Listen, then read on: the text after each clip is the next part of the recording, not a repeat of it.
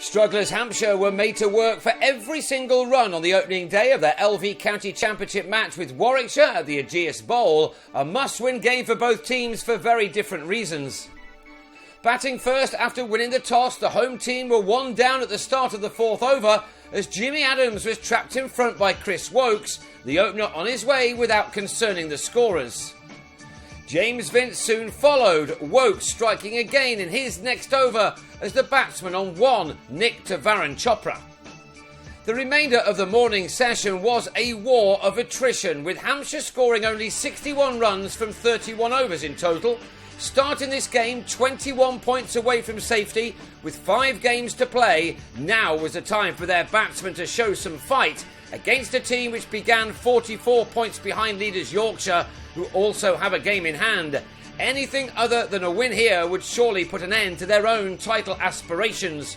Will Smith and Michael Carberry now held them up, these boundaries few and far between. Having worked so hard, Carberry will have been bitterly disappointed to get out half an hour into the afternoon, especially as he was strangled down the leg side of Boyd Rankin. Carberry had faced 112 balls for his 36, while Smith had used up 123 for his 43 runs when he uppercut Rankin to Jitan Patel, a wicket which left the home team on 85 for 4.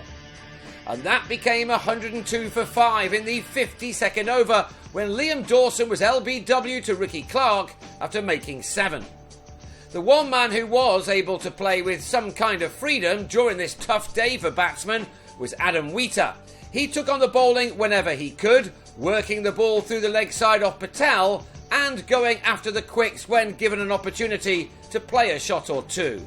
Wheater led a recovery with Joe Gatting, who was a little more watchful but still managed to get through to tea with 22 runs under his belt, made out of a total of 146 for 5. The runs now coming at a little more than 2 per over overall. Wheater resumed his innings in the evening on 27, and he and Gatting started to turn this day around.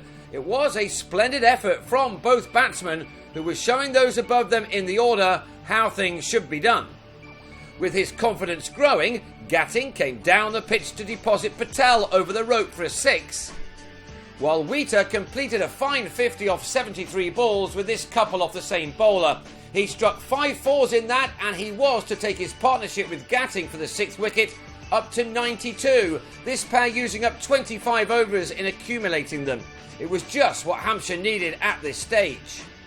But then both men were out just before the second new ball was due. On 43, Gatting chipped a shot off Patel to Chopra, and then Wheater deflected a short ball from Rankin into the hands of Laurie Evans in the gully after making 57 of a score of 198 for 7.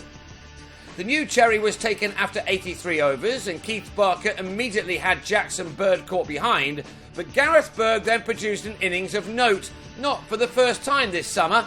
Who knows how important bonus points are going to be come the end of the season in what is a very tight table near the bottom, but thanks to Berg, Hampshire were able to earn a second with the bat before the close.